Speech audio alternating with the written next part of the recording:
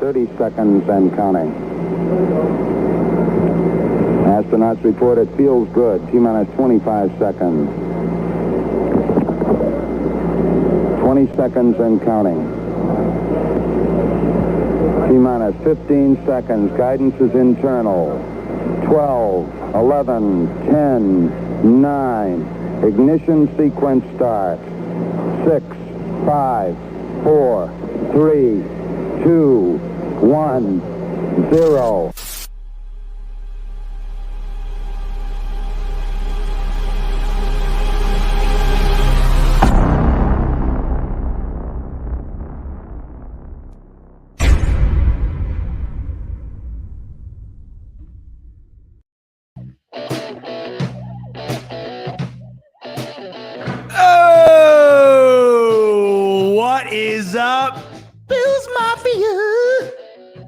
Good to have you in on a Wednesday night. You know what that means.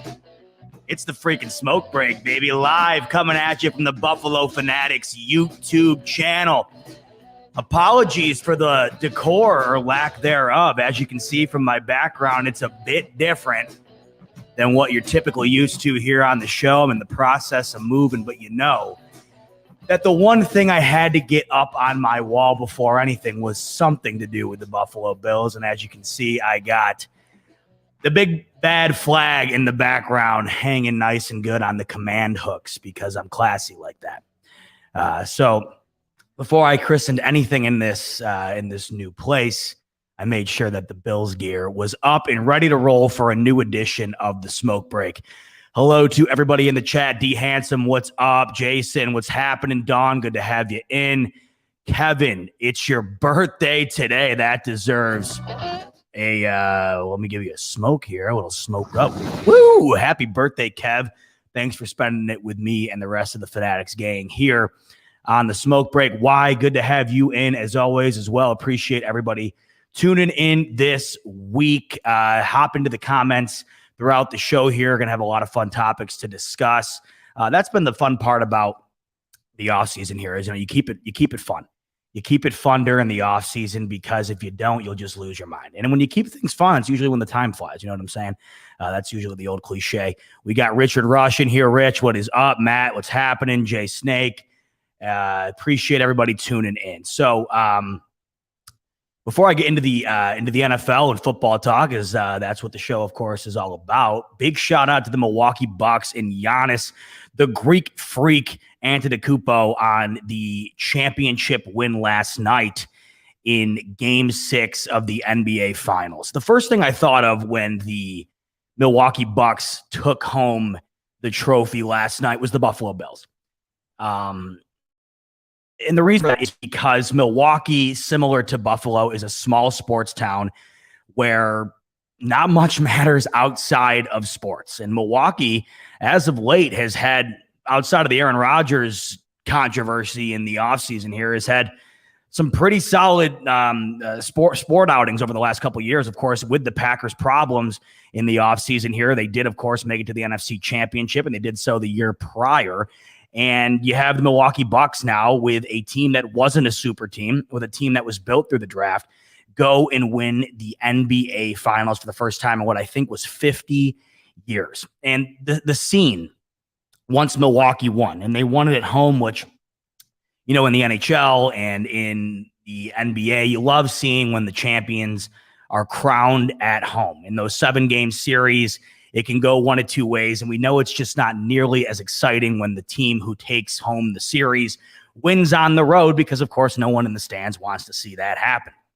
But it was a celebration last night in Milwaukee and out in Deer Park, as they called it. I think they said there was 60,000 people outside celebrating the championship. And I thought about it the only way I knew how as a Bills fan, and that is, what is it going to be like when the Bills inevitably win the Super Bowl one of these years, decades, insert the blank? It's going to happen at some point. And what is that scene going to look like?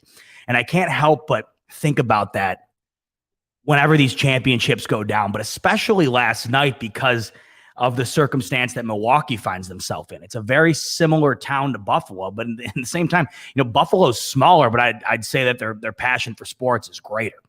And you see 60,000 people celebrating a basketball championship. Imagine what it would be like in Buffalo for a Super Bowl that's never happened. I mean, Milwaukee won one with the Bucks 50 years ago. Yeah, of course, it was a half a century ago, but there's still one in the history books. The Bills don't have one, as we all know, except for my girlfriend, of course. If you tuned into the show last week, which, by the way, if you did, appreciate it. That was fun. That was hilarious. You don't often get to talk to people about football who don't watch football. I never really bring it up to her because I know better, but that was hilarious. So if you tuned into that one, appreciate you. Hope you enjoyed it. If you didn't, go watch it. My girlfriend thinks the Bills have won 2 Super Bowls. There's a variety of different things we went through. It was a riot. But anyway, back to the Bucks and comparing it to the Bills. You look over that crowd and you get goosebumps for those fans. You can't imagine what that feels like. You can just see it within them, what that must be like to experience it for the first time in that long with a team that was built through the draft with a superstar like Giannis who wants to be there. And there's so many comparisons you can draw between that and what the Bills have going on right now. And the reason I bring this up, not only because there's similarities to be made right off the naked eye, but I kept seeing the Bucks last night on Twitter being compared to the Baltimore Ravens. And I kept seeing Giannis being compared to Lamar Jackson. And I just found it interesting that was the initial comparisons being drawn between 2 different leagues. I didn't initially think that at all. I mean, obviously the bias is showing being a Bills fan. But everybody was kind of making the point that, okay, well, Giannis has won the MVP before, similar to how Lamar Jackson has as well, but they couldn't get it done in the postseason, win the big one. I mean, I understand there's some vague comparisons there. I get it. But I think that there's more of a comparison within Buffalo. Milwaukee, small town when it comes to the NBA. Bills, one of the smallest towns, if not the smallest in the NFL. I look at Giannis and Josh Allen, there's comparisons to be made there. Both humble guys, loyal to the city, role models, work their ass off. All they want to do is win. And you see a team in that circumstance pull it off, and it makes you wonder what it's going to be like someday in Buffalo. And I just saw the Ravens comparisons being brought up, and I understand them, I guess, to a degree. I kind of like what I'm making here with Buffalo, but being a Bills fan, I saw the comparisons within Buffalo, and you kind of live vicariously through these fans and through the organization that's going through it. So to just ponder what it's going to be like one of these days, to see that happen in Buffalo on a scale that I can't even imagine how much larger it's going to be. It's going to be amazing. But congrats to the Milwaukee Bucks and Giannis. Giannis, I'll tell you what, he's a guy who you have to root for. I mean, there's not a quality about that guy that is unlikable. And that's how I feel about Josh Allen. I mean, love or hate him on the field, and I can understand why people would hate him, because I'd hate him too if I had to play against him. But I'd love to find the quality within Josh Allen that's unlikable. And good luck trying to make that argument about most all professional athletes. Not easy. Giannis is one of those guys. I'd argue that Chris Paul is as well, and that's why I really enjoyed these NBA finals, because no matter who won, and I didn't have a dog in the fight. I'm not a huge NBA guy as far as like rooting for a specific team or anything like that. But there was a guy on each team that if they had won the whole thing, I would have felt really good for. Chris Paul and Giannis. And Giannis is an amazing story.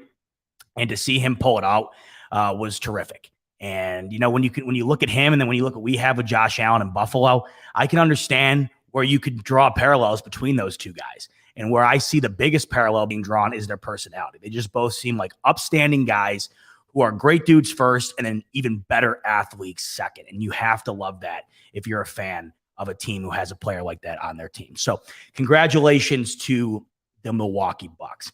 So the big story this week, I would say, within the NFL, outside of the things that we've been talking about forever, and I'll get into those in a little bit, of course, including our boy Cole Beasley, which I'll touch on. I don't like talking about it that much because it's just one of those topics where nobody wins talking about it, but it's a Bills topic and it needs to be talked about. And then, of course, Aaron Rodgers, more stuff coming out about him this week as well. And, it seems like whenever something comes out about Aaron Rodgers, Does anything ever come from it? That's the thing. It's kind of like with these Zach Ertz stories that we always hear about him going to Buffalo. Well, now I heard a story today where he's staying in Philly. So that's why I said last week or 2 weeks ago, whatever it was, when somebody asked me, what are your thoughts on Zach Ertz? It's like, well, my thoughts are the same as they were 4 months ago because the story has not changed. But that's what happens in the news cycle of the NFL offseason. We make stories out of nothing because we're just dying for football. And if there's anything circulating, a football-related story, we are going to find a way to blow it up. Now, I personally try not to do that, even though I consume myself with the media because it's what I love. I love football, and it's there for the taking. But some of this stuff, I mean, some of it's getting to the point now where it's like, thank God football is right around the corner. And guys, it really is. And you almost have to pinch yourself to realize how close the football season really is. Tonight is Wednesday, July 21st. 1 week from today, the Bills will be opening up training camp with their first practice. I mean, think about that. That is unreal. It seems like just yesterday, we were watching Tom Brady destroy the Kansas City Chiefs in the Super Bowl. And we are literally a month and a half away from kickoff against the Pittsburgh Steelers. I mean, this is it's almost surreal as I talk about it, because I just keep forgetting the football season is around the corner. This year has been going faster than I feel like any other year has gone. I know that's almost a cliche to say. Everybody says that every year, but I think because of the pandemic last year and then things gradually getting back to their normal ways this year, it almost just accelerated time, because last year just seemed like a pause within everything, which it was. And then to go back to everything kind of full speed, it really has accelerated the year in a very weird way. But football is right around the corner. So thankfully, all these stories that aren't stories will be soon replaced with more legitimate and real football stories. But the story this week that I was very intrigued about, and I've been waiting for this moment for a long time, Peyton Manning and Eli Manning are officially a commentator duo for ESPN and Monday Night Football. Now, I have been waiting for Peyton Manning to get into the commentary booth since the day he retired. I knew, and I think it wasn't a secret, anybody who's followed football for any period of time knew that Peyton Manning had the personality to easily become one of the greatest commentators and one of the highest paid. And what we've seen Tony Romo do, I think Peyton would bring in even, I don't want to say better because I don't know how much better it gets than Tony Romo, but it's just Peyton Manning's personality is one of one. And then you match that with his football knowledge. He does these pieces on ESPN Plus. If you haven't seen them, they're terrific. He did one on Josh Allen last year. I forget exactly what the segments are called, but he takes a deep dive into a quarterback in their play each week. And he dove deep into Josh Allen versus the Dolphins week 2, which in my opinion, I think that was probably Josh Allen's best game of the year. And I was at that game, which was the only game I went to all season last year, seeing that we couldn't get into the stadium. Lucky enough to be there. We'll never forget that game just because it seemed like it was the first real moment where it was like, I mean, that was when Stephon Diggs really, it was the first time I saw him in person, had an unreal game. Josh Allen, probably his best game of his career. And up until that point, it was easily his best game of his career. Just one of those games you won't forget. It just feels like Allen emerged in that moment. And Peyton dissects the whole game in only a way that really Peyton Manning can. Subtly and sarcastically cracks jokes throughout it, as he's also really teaching you the game from the perspective of one of the greatest of all time. And he's going to bring that into the booth, and I've been waiting for that forever. There's so many guys in the booth right now that you just look, they're okay, but you can tell they're going to foul in comparison to Peyton Manning. They already fell in comparison to Tony Romo. And the fact that he's getting into the booth is great, but it's happening in an unorthodox way. Peyton Manning isn't joining the standard Monday Night Football crew. He's getting his own mega cast, if you will, on ESPN2 with Eli, and they're supposedly bringing on special guests, whether that be current players, former players, celebrities. There's a lot that's going to go into this. And I think it's very interesting. And I have felt that this is where the league has been planning to go to for a long time. I've been saying this for a long time. And I think we're finally starting to see the transition into new media from the NFL. You hear me touch on this a lot. The NFL is going to start doing things that are unorthodox compared to what the NFL has done in the past in order to keep up with the present, in order to adapt to new audiences, younger audiences, in order to continue to grow. The NFL is going to start doing things that aren't quote unquote, NFL like, if you will.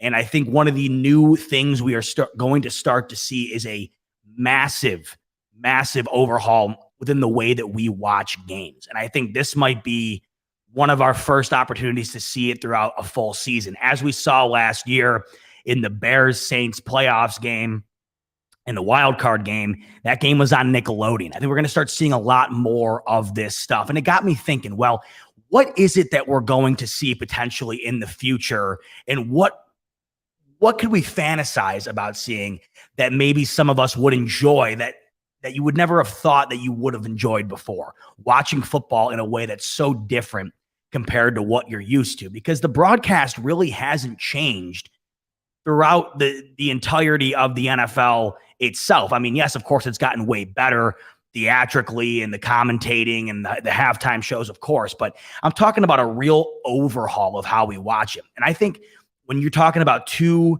Hall of Famers, Eli Manning is going to be a Hall of Famer. We're talking about two Hall of Fame quarterbacks with no play-by-play guy. It's just going to be those two, and whether it be celebrities or former or current players, it's just going to be those guys sitting around kind of talking about football as they watch the game. And I'm interested to see what that's like.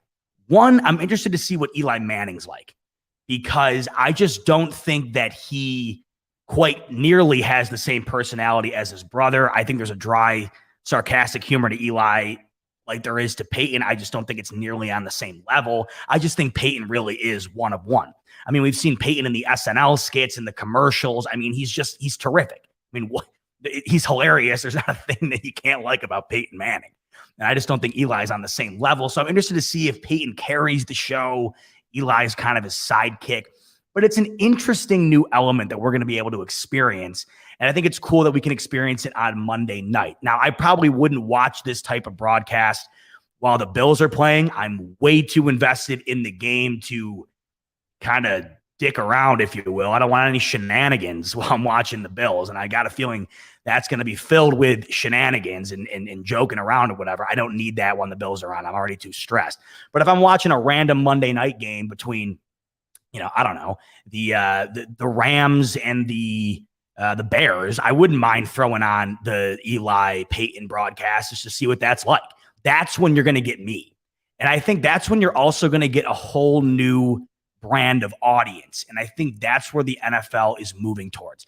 How do we get a bigger audience especially how do we bring in people that aren't necessarily tried and true, die-hard football fans? Because there's an element to the business of the NFL that rely on people who aren't like us, who are die-hard football fans. We wouldn't miss a Bills game if there was $10 million offered to drive 20 minutes away to miss a quarter. I don't think I'd be able to do it. I don't think I can mentally do that. I've never missed a second of a Bills game in my life. I don't know what that feels like. I don't want to know what that feels like. But there are people who casually watch, and they're going to have to find a way to bring them in. And entertainment is a way to do that. So I think the beginning of this is what we're seeing here with Eli and Peyton. We've seen dashes of it already. Like I had mentioned, the Nickelodeon broadcast, which I tuned in for a little bit of, and I thought it was awesome. Now, from a diehard football fan, would I have sat and watched the whole Nickelodeon broadcast? No, but it's not meant for me. And that's the key. It's not meant for me or for you or for really anybody who's enthralled with the NFL the way we are. It's meant for a new audience, and I love that. It's meant for an audience that doesn't already exist. And you're getting kids to watch it who maybe wouldn't have thought to watch the NFL before. I babysat for a very long time when I was younger. And the one thing that the kid I babysat loved to do literally more than anything was watch YouTube. And when he was watching YouTube, he was watching other people play video games. Now, I know this isn't a new concept. There's a reason Twitch is a multi-billion-dollar business. But that's what's popular now. And I'm only 24. It's not popular with me. I don't understand it. I'll never watch that. I don't get it. I don't understand the entertainment value in watching somebody else do something that I could do myself, especially something that's fun, like a video game or whatever else. But there are millions of people who absolutely love that stuff. And I think that generation is going to be looking for stuff like that as time goes on. I mean, the younger generation, especially the little kids, the ones I see, they have an iPad in their hand when they're 2 years old. They're consuming content from the get-go. By the time they get to an old enough age where they're ready to become NFL fans, they're going to be expecting a hell of a lot more than you and I. And I think we're starting to see this transition rear its head. It's not there yet, but I'm dying to see how things change within the NFL landscape over time. So I thought it'd be fun here. I thought to myself, well, what are different ways that the NFL media can be consumed? And the first initial thought I had was, well, what would be ideal broadcasting partners or a broadcasting team in the booth that would just be not only great in the sense of football itself, because that's obviously comes first, but for other different ways to watch? What would bring an audience in? So I thought about it from what I would enjoy, and I'm going to share it with you. I thought up of a bunch of different dream commentator teams that I thought would just be awesome for the NFL. Here is numero uno. Brent Musburger. I'll play a little music for this, dude. I got my man with the smoke break in the background here.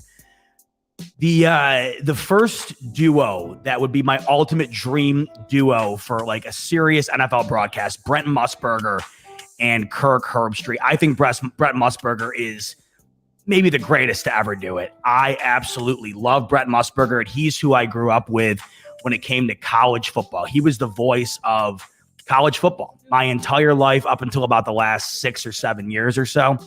And whenever I really thought football as a kid, I thought Brent Musburger, and he was just, if the big game of the week was on, you knew Brent Musburger was on the call. And I think Kirk Herbstreit's one of the greatest to do it. His analyst ability is incredible, second to none. There's a reason he's been on the primetime broadcast with ESPN basically since its inception.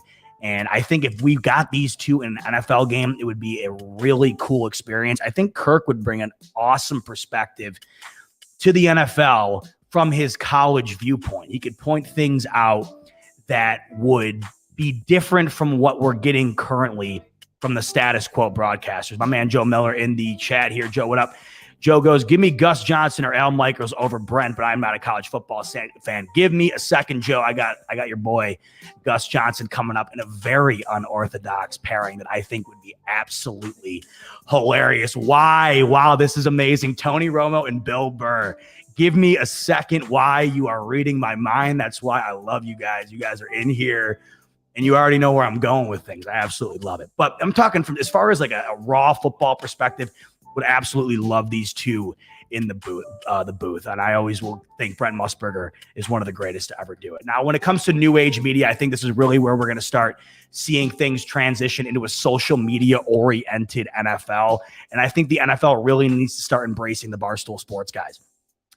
I think Barstool, love them or hate them, they are the new way to consume content when it comes to social media, when it comes to sports. They are huge. Love them or hate them, you know of them. You know Dave Portnoy, you know Big Cat, and you know PFT Commenter. These guys aren't going anywhere. They're only getting bigger. The MLB has embraced these guys. Jared Carabas, who's with Barstool Sports, now has a podcast with David Ortiz. I mean, these guys are huge, and they're hilarious.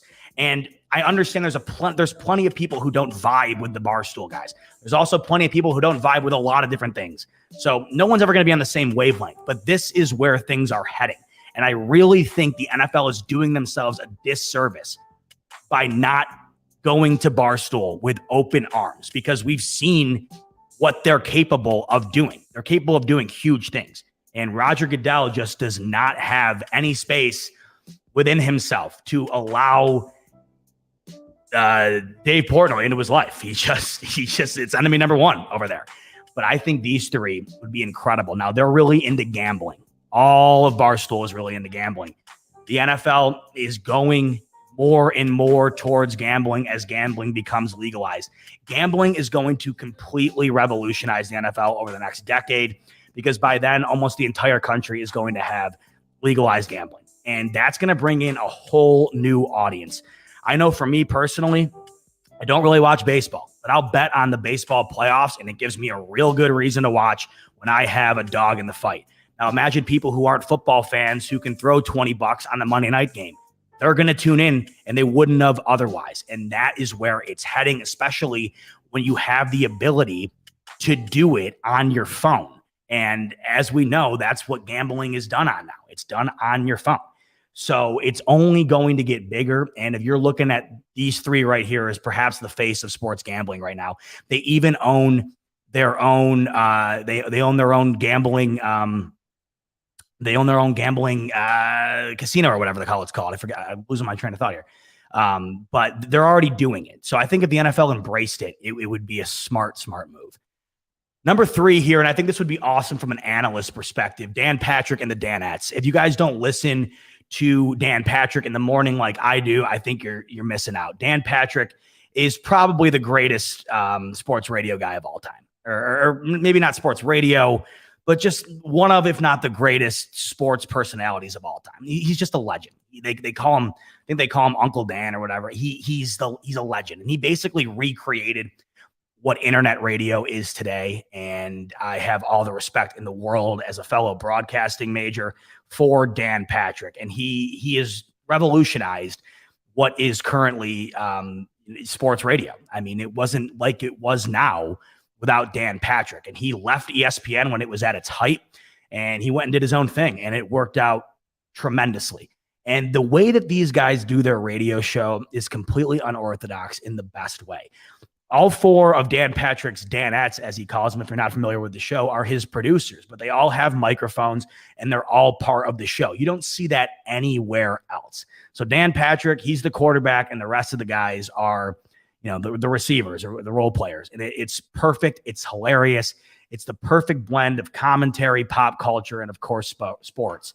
And I think if we had an opportunity to sit and watch these guys in that exact element call a game, it would be really, really interesting. So it'd be kind of like what we're going to get with Eli and Peyton, but in a whole different way, almost like a radio talk show throughout a football game. And I think that would be a cool and unique way to watch an NFL game. All right, Joe Miller, here you go. Gus Johnson and Marshawn Lynch. Just let that resonate for a second. Could you imagine what that duo would be like in the booth? Now, the reason I went with these two is because I feel like it's the perfect blend of contrasting personality, but also I think Gus Johnson could bring out the best in Marshawn Lynch. Gus Johnson, he's one of the most unique voices in sports. I don't know how you couldn't love the guy. He's nothing but a ray of sunshine when you're watching football. And my God, if a big play happens and Gus Johnson's on the call, you are going to remember it for quite some time. And then you got Marshawn Lynch, who might be one of the most polarizing athletes of all time. I mean, we're talking about the guy who would go up to the podium post game and say, "I'm here so I won't get fined." I mean, the guy drove the Gator out on the field. He's eating Skittles during the game. He's Marshawn Lynch. There's no other way to put it other than saying he's Marshawn Lynch. What he would be like in the booth would be absolutely extraordinary to find out. I have no idea. I just feel like if he was up there with somebody who was kind of boring, it wouldn't be good. Gus Johnson's anything but boring. And I think Gus Johnson would do a really good job of bringing out that personality within Marshawn Lynch that we know is there. Because Marshawn Lynch has a great personality when he wants to show it to you. And I think that Gus Johnson would do a hell of a job of bringing it out of him. So, I mean, you want to talk about a duo you wouldn't expect to see in a booth. But think about it, though. Now that I put it in your head, tell me you wouldn't tune in to that broadcast. All right, now here we go. Why? Bill Burr. And it's just going to be Bill Burr on his own. I like the idea with Tony Romo. Excuse me. I like the idea with Tony Romo. But the reason I want Bill Burr solo is because Bill Burr is the king of the rant. Bill Burr's comedy is just him bitching. And that's the genius of it. Bill Burr is just a pissed off dude from Boston who bitches, and it's hilarious. He's also a diehard sports fan. So you're not just bringing up some random comedian to do a football game. You're talking about a guy who knows his sports. And I think what he could do for a broadcast would be unreal. And this was, I actually tweeted this out the day of the wild card game between the Saints and the Bears, as I mentioned earlier on Nickelodeon. I tweeted this out because it got me thinking of all these ideas. And my first idea was, could you imagine a Comedy Central NFL broadcast? Because those are all owned by the same entities. Viacom owns Comedy Central, Nickelodeon, MTV. They're all under the same media enterprise. So it's not like the contract couldn't get done. And I just thought, like, what if you did you know how they do the roast on Comedy Central? If you just got these guys, no holds bar, like unrated, saying whatever the hell they want in a comedic fashion during a football game. I mean, think about it like this. Think about the 4-pick Nathan Peterman game for the Bills. I mean, like, and take away your Bills, take away like being a Bills. You know, I'll give us a much more wholesome example for us Bills fans. Okay, let's imagine Week 17 Bills Dolphins. Now imagine watching that game where the Bills are just, I mean, they're toying with Miami. It was embarrassing. Now imagine watching that game, which was already almost a comedy in itself, the way that they were destroying the Dolphins. Imagine that game with a bunch of comedians just ranting about it. Now imagine like Bill Burr in a Bills-Patriots game, because he's a big Patriots fan. Imagine that. Like imagine the Monday night game where the Bills beat the hell out of the Patriots and Bill Burr's on the call. I mean, sign me up. Bills kicking the Patriots' tail, and I get to watch Bill Burr completely lose his mind over it, would be hilarious. Sticking to the comedy sector, let's talk about probably the two goats of comedy, or at least over the last 25 years. Could you imagine just sitting and watching Jerry Seinfeld and Larry David in only the way they know how to do, talk about sports? I mean, these two invented a whole different genre of comedy, one in which I jive with a lot. Seinfeld's one of my favorite shows of all time. So is Curb Your Enthusiasm. These two are about as funny as it gets. And it's just so sarcastic and so cynical. And I think so much of being a sports fan is cynicism. I mean, come on, we're Bills fans. We were ingrained within our own cynicism for, 20 years? Up until the last couple of years. Imagine if you had these two guys along for the ride, just kind of telling you what you're already thinking on air. Because that's the one thing about, the broadcasts right now. And I don't have any complaints. I love them. I love the majority of the broadcast teams, and I think everybody does a great job. But there's not a whole lot of truthfulness to it. I mean, there's not a whole lot of saying what's actually going down. And you can just imagine certain circumstances where guys like Larry David and Jerry Seinfeld would really tell it how it is. You know what I mean? They'd really just put it bluntly. I know Larry David is a massive New York Jets fan. I know he's actually incorporated it into a few Curb Your Enthusiasm episodes. I think there was one episode actually where I think a buddy of his died because he was a Jets fan, and they were at the funeral, and the wife was talking about it, and I think Larry David was like, "Oh yeah, well he's a Jets fan," and it was basically complaining about the Jets at this dude's funeral. I know Michael Kay's interviewed him about New York sports. So I just think it would be good. I think it would be really entertaining. I don't know how it couldn't be, to be honest with you. And then to full circle back to legitimate NFL commentary. I got to be honest, this right here I think would be the greatest duo in the entire game.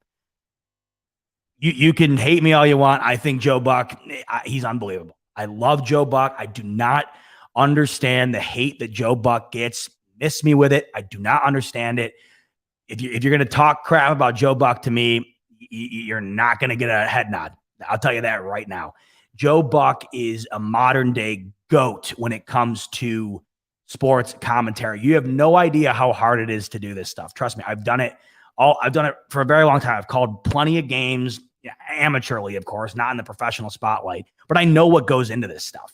And there's points in time throughout the year where Joe Buck's doing 3 NFL games and 4 World Series games in the same week. It's unheard of. It's absolutely insane. And to be able to do it in the way that he does without a hitch is remarkable. I think he gets a bad rep because his dad is a famous commentator. And I think people think he just got the job because of his dad. No way. Joe Buck is as good as it gets.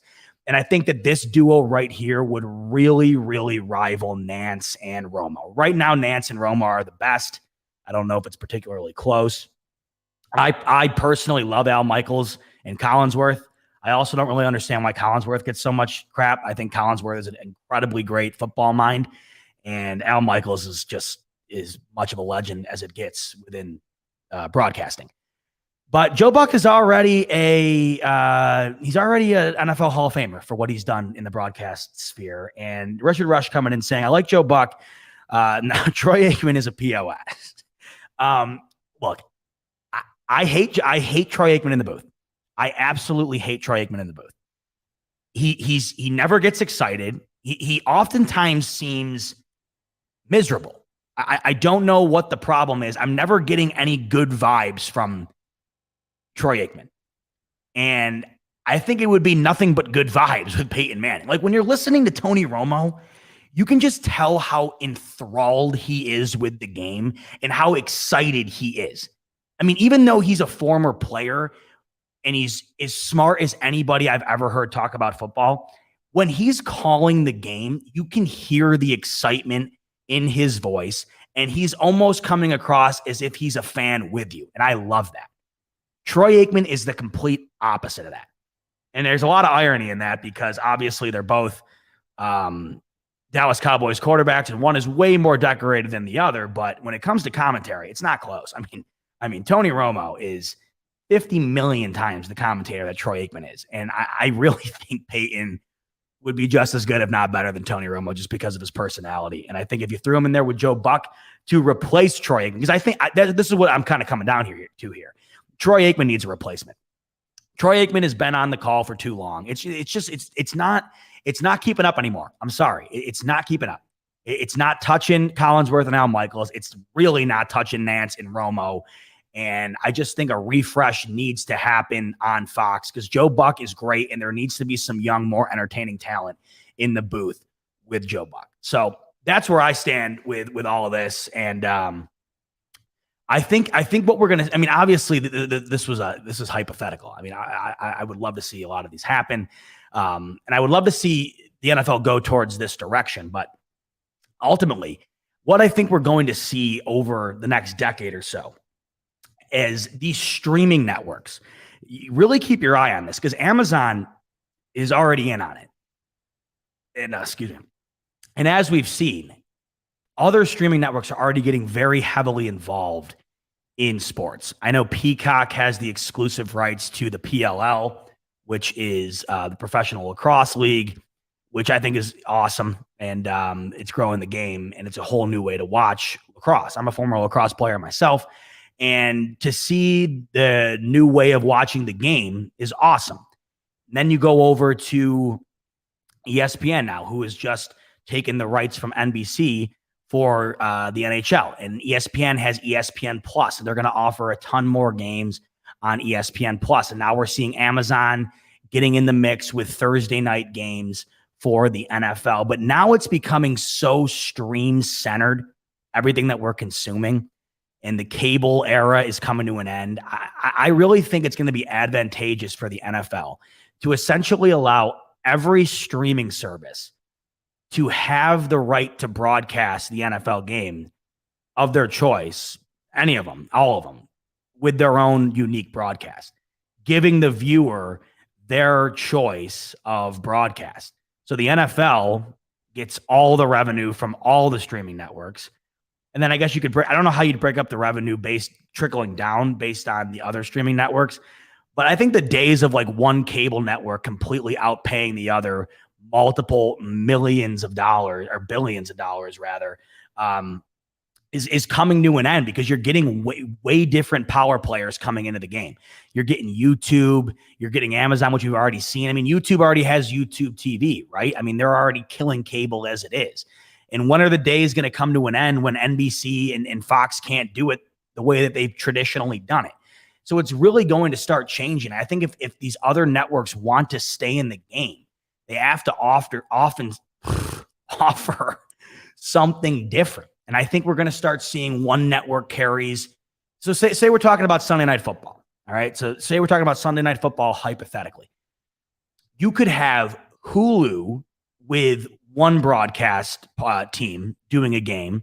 You could have Peacock with another version of the game, but they're doing it a different way. Perhaps Peacock has a gambling broadcast and you're super into that game when it comes to wagering. You have money on that game. They're going to be talking about the lines moving, the different prop bets, all that stuff. People are going to want that type of content, and that's coming sooner or later. That's going to happen. So you have that on there. Then you could move over to Netflix, and they'll have a version of the game where it's centered for kids because there's Netflix for kids, and they have different kid version broadcasts. There's literally endless possibilities, and that's the cool thing. There's so many different things that we can see happen. And I think that over the next 10 years or so, probably far sooner, but I think it's going to take time to really transition. We're going to start seeing that. I mean, obviously, what's been the most popular football show of all time over the last 15 years, 10 years? Red Zone. And the reason for that is because we are obsessed with consuming as much content as we possibly can at once. And there's nothing better than watching Scott Hansen call every single touchdown of every single game as it happens. It's incredible. There's a reason why there's nothing else like it. There is a model within that show that can be replicated in other ways. We're going to see it happen. And I think that was the initial inception of like things really becoming like content oriented. The NFL realized, there's a ton of people who have interests outside of one singular game.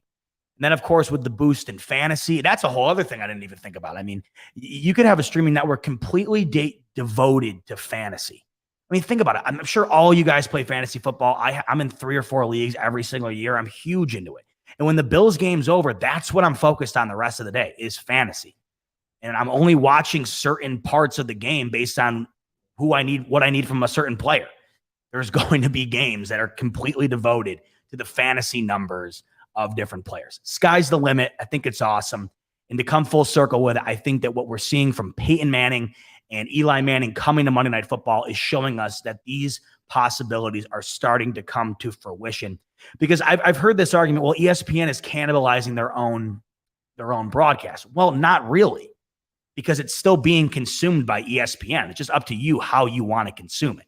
I don't see any cannibalization happening there. I personally am going to watch the normal broadcast for a Bills Monday night game, but I might flip over on another Monday night game to watch what Peyton and Eli are talking about.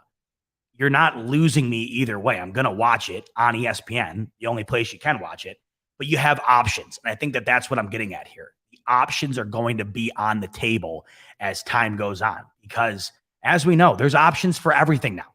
If you want to watch something right now, you can watch it without any hassle at all. You log in, what do you pay? $5 a month for these streaming service, and you can watch anything you can imagine at your fingertips instantly. And we're going to start seeing that with the NFL, especially because the Sunday ticket is coming to an end too with Dish. We're just starting to see that era of media consumption fall. It's been happening for a while, and I think we're going to start seeing it trickle into the NFL. And I think it's really cool. Nothing to be upset about if you're thinking about it like that, like kind of like the old hierarchy of the way we consume sports kind of falling. I don't think it's anything like that. I think it's really good for all of us football fans, because we're going to have a numerous amount of options and a hell of a lot more content to consume. So cool stuff. And I'm really excited to check out Peyton Manning and Eli on the broadcast coming up this year. All right, let's talk about a couple other stories that we ran into this week. And before I do that, I would be remiss, of course. That's my favorite. I hear people say that, but I always say it. I say it all the time. Like, I hate when other people say it, but then when I say it, I'm like, it's not that bad. I'd be remiss. It just seems like something that, I don't know. Not a fan. But I would be remiss if I didn't bring up my good friends over at Manscaped, because they're the reason I'm able to bring you this show tonight. And they're also the reason that you can enjoy actually doing your manscaping. It's not the most enjoyable experience to groom ourselves, but with the new Lawnmower 4.0, it's actually enjoyable. And the reason it is because this thing is revolutionary. It is the best product on the market right now for men's grooming. The Lawnmower 4.0 has the new travel lock on off engage switch, so you can bring it with you wherever you're going. And I know for me, concert season's picking up. I'm off to my first set of concerts this weekend. I can't wait. And with that, I can throw the Lawnmower 4.0 in the bag. I'm off, nothing to worry about. It also has that LED spotlight that you hear me talk about all the time. And I just think that's awesome because you can never illuminate those areas enough when you're doing your manscaping. And then you know my favorite feature already, and that, of course, is the wireless system that it uses to charge. You know we're stepping into the future when you walk into the bathroom and the Lawnmower 4.0 is charging like an iPhone. Super cool. Get one in your bathroom today from manscaped.com and get it for a special discount when you use the code Fanatics. So head over to manscaped.com, throw the Lawnmower 4.0 in your cart, promo code Fanatics for a special discount, and get that bad boy in your house and ready for the rest of the summer, because we can never manscape enough. I'm getting an alert. What am I getting? Find my iPhone alert. Someone's trying to find me, and I think they're trying to find some great deals for Manscaped, if I'm not mistaken. What am I getting? Find my well, I'm going to have to say that I'm won't go. Oh, there we go. Okay, it's gone. Okay, sorry about that. When the deals are coming in for Manscaped, they're going to try to find it. They're going to try to find any way to get that thing on them. Where was it? Okay. The news stories of the week. And I guess I don't like giving this attention. I don't. And the reason that it doesn't bother me is because I don't give it attention. And that's the Cole Beasley story. I don't give it attention. I don't pay any attention to it. And that's because what value is it bringing me? What value is the Cole Beasley story bringing to me? For one, is it what's the story? What's the story, really? Cole Beasley has a problem with the vaccine. That's the story. Okay. We know this. And me continuously obsessing over it online is just going to drive me mad, because nothing good is coming out of it from my perspective, from your perspective, anybody following it. The reason I'm bringing it up here is because I just don't quite understand what Cole Beasley is trying to achieve at this point. We understand that Cole Beasley does not want to get the vaccine. And I think at this point, we also understand that there's a lot of players within the NFL who also agree with Cole Beasley. But the difference between Cole Beasley and these other players is that Cole Beasley seems to be the only player in the NFL who's going on Twitter and being the poster child for anti-vaxxers. And it doesn't seem to mesh with the culture that we are used to in Buffalo. And the culture that we're used to in Buffalo is usually nothing but straight positivity and a unionship within the team where everybody seems to be on the same page. And that page revolves around not being controversial. Because when you're controversial, that brings in problems that you don't want. You don't want problems outside of the football field, because we've seen what it can do to teams. All offseason, we've seen the problems the Houston Texans have had because of Deshaun Watson's issues. We've seen the problems that the Packers have had because of what Aaron Rodgers has been constantly clamoring about, whether he wants to be with the Packers or whether he doesn't want to be with the Packers. We see what happens. Teams become a story for reasons other than football. And right now, Cole Beasley has become a story. Cole Beasley has become the face of players in the NFL that don't want to get the vaccine. Now, I've come to the conclusion that I cannot affect anybody's opinion on the vaccine, and nor should I have the right to. It's your opinion. It's your opinion. And I understand that Cole Beasley has that opinion. He's entitled to it. And there's plenty of players in the NFL who probably share the same opinion. That's the vibe I'm getting, right? What I don't understand, though, is Cole Beasley already has gone down this road several times online and arguing with people.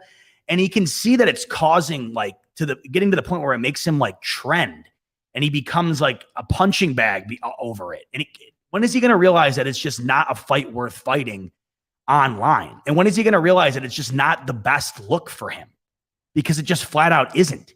It's not a good look to go online and voice opinions that I just don't necessarily know are benefiting you. Like I said, you have the right to the opinion, but you seem to be the only player in the NFL who's going online and causing havoc over this. And as a Bills fan, I avoid it because I don't want to get involved with it, because all I see online is just people complaining about Cole Beasley all day long. I'm even seeing people go as far as saying to cut Cole Beasley. I mean, give me a break. No, Cole Beasley is an all-pro wide receiver, okay? You're not cutting Cole Beasley because he's got a problem with the coronavirus vaccine. That's ludicrous, okay? But I can understand having a problem. Sorry, my nose is so itchy. I can understand having a problem with the way he's acting because it doesn't make any sense, really. That's the vibe. That's the vibe that I've come to the conclusion of. Okay, Cole, you went on your rant a couple months ago about it. You got it off your chest. It was your opinion. Did the majority of people agree with it? No, but it was your opinion. Whatever. It's out in the air. It's done. But to keep going back to the well is just something that you're losing me there. You're losing me there. I just don't get it. Now, I understand that there's people who are in complete agreement with Cole Beasley, and that's fine too. That's your opinion. Opinions are there for you to have, and we all have the right to them. But even if you are in agreement with Cole Beasley, you can't deny the fact that the fact that he is bringing about this conversation on Twitter, what seems to be nonstop, is a distraction and a story not needed surrounding the Buffalo Bills. Now, do I think it's a problem in the locker room? No, I don't. I totally don't at all. Is there going to be people who are saying that it's a problem in the locker room? Oh, of course. Of course. No, I have no proof either way, but I have a feeling that it's probably not a problem in the locker room. Because if it was, I'm sure we would have probably heard about it by now in a solidified manner. I really doubt it is. I just, as a Bills fan, have a problem with my star wide receiver continuously just arguing with people on Twitter. No matter what it's over, really. It's kind of like with Juju and the TikTok. Like Juju, if I was a Steelers fan, I'd be like, dude, get off of TikTok, man. Just it's not a good look. It's just not, because you're becoming a story now. Juju became a story because he was disrespecting the fields and making TikToks before and after games. And was he trying to be sincere and good-hearted about it? I'm sure. It was his thing. Just like Cole Beasley's opinion on the vaccine is his thing. But when it's becoming a distraction and a problem and a story is where I just don't understand what the point of it is. And Cole Beasley, he's already made his point known. Now he's just kind of like, he's just screaming at the sky at this point on Twitter. And in reality, I'm at the point now where I just wonder what the outcome's going to be for Cole Beasley. Because I don't like where does he stand with the whole thing? And I just that's another thing that I don't quite understand. You're having these arguments, but like what's going to happen? What's he going to wind up doing? And that's what I'm wondering. And I'm wondering, in general, I know that there's teams who I can't forget the exact vaccination range, but I don't think any team is completely vaccinated. So it's not like it's a one-off. There are plenty of people in the NFL, players included. I mean, look, I'm almost positive that I heard Tom Brady isn't vaccinated, and whatever, that's his opinion. I'm almost certain it's a known thing that he's not vaccinated. But the difference between Cole Beasley and Tom Brady is Tom Brady's not going online and arguing with a bunch of people about it. Okay, yeah, Tom Brady, I don't think he's into the vaccine either, but he's not on Twitter making a story out of it. And you don't really hear about the fact that Tom Brady isn't into the vaccine. Whereas when you hear NFL and vaccine, Cole Beasley is like the first person you think of now. And as a Bills fan, I just don't love it. So I hope that Cole got whatever he needed to get off his chest, and just leaves it at that. And I hope that everything can get worked out there, because I understand, people have their opinions and it is what it is. I just hope that it doesn't affect anything on the field this year. I doubt it will, but I got to tell you, anybody talking about getting rid of Cole Beasley, I mean, come on. the team would not be the same without Cole Beasley. So I just hope that whatever issues he has with what's going on with the NFLPA and the higher ups and what they're going to decide to do through this season, I hope it gets worked out. I couldn't imagine not having Cole Beasley on this team in the position the Bills are in right now. So there's that. The other story this week is that Aaron Rodgers, who we still, I mean, look, we're a week away from camp.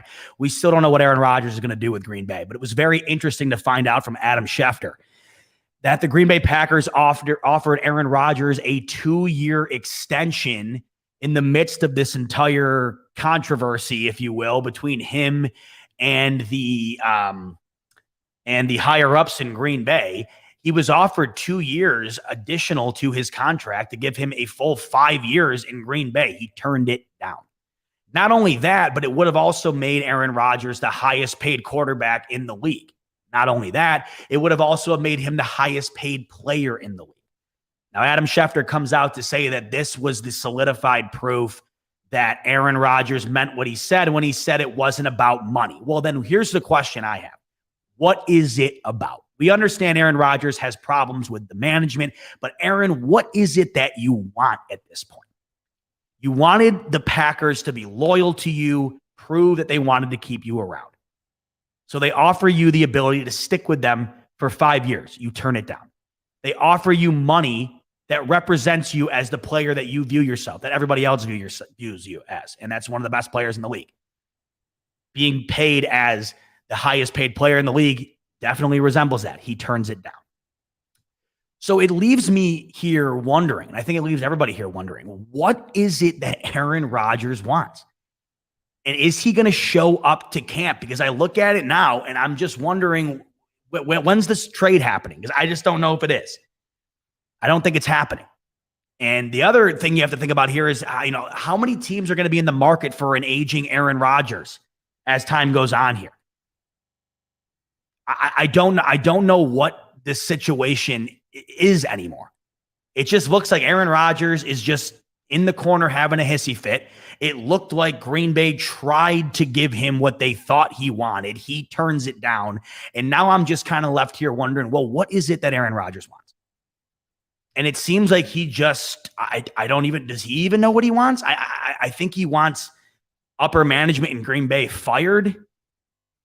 The problem with that is, Aaron Rodgers isn't going to be on the team for the next 15 years, whereas the upper management within Green Bay, who has run incredibly sound organization for the last 25 years, they're going to be around. That's the difference. So you can't just go in there calling shots and firing people as the quarterback, especially a quarterback who we don't know how many years he has left, despite winning the MVP. I get that.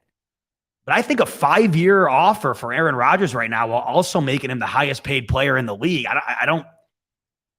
That to me would seem pretty fair, right? And to turn that down clearly speaks volumes in regard to where Aaron Rodgers stands with the Packers. I'd be very interested to see the perspective of the Packers fans if I had the chance. I don't really know any, but I'd love to be able to just sit and talk to, as we are to the Bills. I'd love to sit and talk to people who are like that to the Packers and really pick their mind as to how they feel about this entire situation. Because I got a feeling that this was happening in Buffalo, and I found out that this was all going down and whatever, and I was kind of torn as to whose fault it is. If I heard that Aaron Rodgers got the opportunity to be with us for another 5 years and also be paid as the highest player in the league, and he turned it down, I think as a fan, I'd have a real issue with it.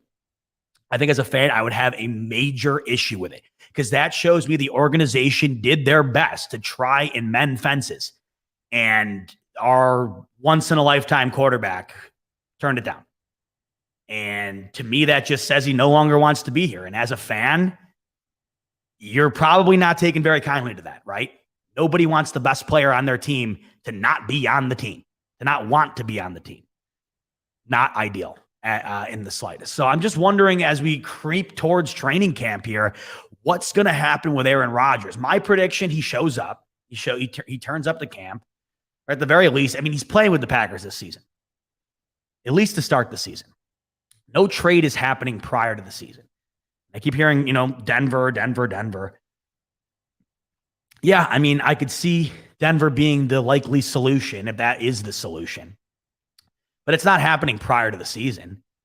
And I could see the most likely outcome if a trade does happen being mid-season of this coming year. And if he goes to Denver, that's when I think it would happen. The issue I also have with this whole situation, and as I try to wrap my head around it, is what does Aaron Rodgers want? Because if you want to win a championship, your best opportunity to do so is where you are right now. I mean, you were a couple bad coaching moves away last season from beating the Bucs and making the Super Bowl, right? I mean, you were right there. And you were also right there the year before. And if you go to Denver, you're automatically in the tougher conference. You're automatically in a division with Patrick Mahomes. I mean, it's not happening. It's not happening in the AFC. I just don't see Aaron Rodgers getting plopped in Denver and all of a sudden they're the Super Bowl favorite in the AFC. The AFC is unbelievably good this season. Scary good. Nice to know the Bills are at the top of that, right? But it's scary good, and it's by far the best conference. And I just, if Aaron Rodgers' ideal goal is to continue to cement his legacy with more hardware, which I'm sure that matters a lot to him because he doesn't have nearly as much hardware as the guy who beat him in the NFC Championship last year. I'm sure that's not a good feeling. I know it's not a good feeling for Russell Wilson. I'm sure it's the same feeling for Aaron Rodgers. And if that is the goal, well, I probably would have taken the deal with Green Bay. I probably would have taken 5 years. I probably would have taken the opportunity to be the highest paid player in the NFL.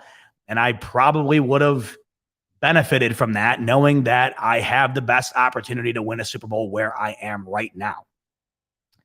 Don't see that opportunity getting any better in Denver. If anything, I think it gets worse. And I guess it all comes down to what Aaron wants. And if what Aaron wants is to just not be in Green Bay, then that's fine. But then then can you come out and say that? That's the thing. Aaron has said nothing. Aaron Rodgers has not made his case known to anybody. I mean, he was just playing in that golf tournament a couple weeks ago with Brady and Mickelson, and they asked him about it, and I forget what he even said. Every time he's asked about it, it's a big nothing. It's a big nothing answer. And it's just like this big cat and mouse mind-mending game that he's playing between the media and the Packers and the fans. And all I can say is, man, if that was happening with the Bills, I'd be losing my damn mind. Because every single day goes by and you're wondering, who the hell are we going to go from having one of the greatest quarterbacks of all time as our quarterback who just won the MVP to having Jordan Love, a rookie on the field now, not an actual rookie, but a amateur compared to Aaron Rodgers, be our starter right now? I don't know. Wouldn't be getting much sleep right now if I was a Packers fan. Very interested to see how that winds up going down. Jason Nate comes in. As long as Rodgers is not in the AFC, I don't care if he stays with the Packers or goes. LOL, just stay in the NFC. Yeah, no doubt. I mean, look at Jay. I find me a Bills fan who wants to welcome and invite Aaron Rodgers with open arms into the AFC. No thanks. I mean, the AFC is already a gauntlet as it is. The quarterback talent in the AFC is getting increasingly better. And the thing is, it's all young talent. It's all talent that's not going anywhere. Allen's not going anywhere. Lamar Jackson's not going anywhere. Baker's not going anywhere. Justin Herbert's not going anywhere. Joe Burrow, Mahomes. I mean, it's ridiculous the talent level that is found right now in the AFC and the age that we find it at. I mean, the talent we're seeing right now in the AFC is going to be around for like the next 15 years. And adding Rodgers to the mix, yeah, no thanks. Leave him in the NFC. And the only time I want to play Aaron Rodgers is in the Super Bowl. Sign me up for that. Fine by me. Something else that I hope you guys all sign up for is the opportunity to buy that Lawnmower 4.0. Before I head out of here, I got to let you know about it one more time because it's just that awesome. My boys over at Manscaped have come up with the best men's grooming product on the market. And if you don't have it already, you have to get your hands on it. Step into the future of men's grooming with the Lawnmower 4.0. As I mentioned earlier, travel lock. Bring it with you wherever you go. LED spotlight, a customizable trim with 4 different sizes, a really sleek, matte, two-tone glossy finish, which really makes it look sleek and sexy in any situation. that you have it in. So if it's just chilling in your bathroom, it doesn't look like you have some razor laying around. It looks like you have something cool laying around. And what makes it even cooler is that it's laying on top of that wireless charging pad. And the next time anybody walks into your bathroom and sees your razor, they're gonna be like, dude, like, are you the coolest guy ever? You got your razor charging on a wireless charging pad. I mean, everybody's gonna think that you are just the king of the hill. So become that king of the hill by heading over to manscaped.com. Fanatics in the promo code. Going to get you a special discount on that Lawnmower 4.0. Manscaped.com. Fanatics in the coupon box, and that's going to get you a special discount off the Lawnmower 4.0. All right, hour in the books here. Appreciate you tuning in. That was fun. That was fun. I love going through those hypotheticals of the broadcast with you. As I went through them, it really got me jonesing. I'm like, man, I really hope this stuff starts to come to fruition. As I wrap it up, back to the Cole Beasley thing. I understand it is what it is, and I see people that are in here. I wanted to clear this up. I see people in here who are saying, let that man speak his mind. I get that. I totally get that. I mean, there's going to be people out there who have varying opinions. Just that's the world. I mean, welcome to it. You know, not everybody agrees with anything. Breaking news. You know what I'm saying? And just the issue I have with it, to the people who are saying, let him speak his mind. He is speaking his mind, and it's become a story now that is being linked to the Bills in a negative fashion, whether you are on his side or not. I just don't want any negativity surrounding the Bills as a fan. I don't really care what it is, whether it's about the coronavirus or literally anything. I just don't want any negativity within the media cycle surrounding the Bills, because the media will absolutely attack you like vultures on any opportunity they can get their hands on, especially when it's negative. I mean, remember when Stephon Diggs got signed by the Bills? All it was negative storylines until he became the best wide receiver in the league. Everything was, oh, he's going to be a cancer in the locker room, and oh, he's going to be a headache for the Bills with his personality, and oh, Josh Allen's terrible. He's going to ruin Stephon Diggs' career. Well, all that stuff went away really quick, right? But the media loves a good negative story to run with, and I just hate when those are attached to the Bills. And right now, that's just something that's going on. And for better or for worse, I just hope things get figured out. That's all I'm asking for. I don't really know exactly what it is that Cole Beasley wants or what it is he's going to do. I just want him on the football field very badly. I'm a big Cole Beasley fan. Love the dude, and I love what he brings to the Bills on the field. So I just hope things get worked out. From there, I really don't know. I don't know what there is to get worked out. I don't know what it is Cole Beasley wants. And frankly, I don't really know how this whole thing in general is going to get worked out within the NFL. What's going to happen with the players who don't want to get vaccinated, which there are plenty of? I don't know what the deal is here, truth be told. I really don't. But it'll be interesting to find out as the season goes on. All right, this weekend, I'm off to my first 2 concerts of the season. So stoked to be back out doing stuff. It's awesome, and I'm excited to get back out there. It's been like 2 years since I've been to a concert or anything kind of in that fashion. So it's going to be awesome to get back out there, and it's going to get me really prepped up to get back out to One Bills Drive. This is my first like big event like that. So it'll be my first taste of being in a nice big crowd before we get out to One Bills Drive in about a month and a half. No need to wait that long, though, to get more Bills content. I'll be back with you a week from tonight with another fresh episode of The Smoke Break. So make sure to tune in next week for tonight's show. I thank you for joining me, and I will see you next week. Safe weekend to you all, and as always, go Bills.